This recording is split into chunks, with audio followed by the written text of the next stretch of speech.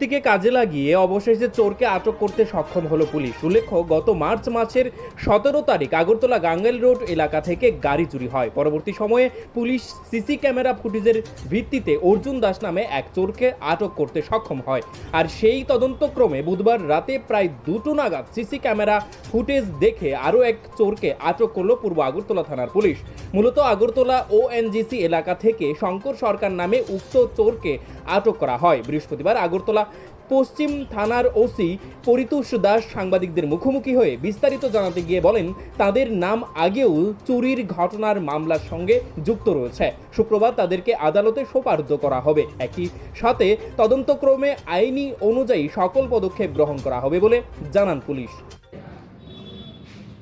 March মাসের 17 তারিখ গান্ধীঘাট চৌমুড়ি থেকে একটা 800 মারুতি কার চুরি হয়েছিল।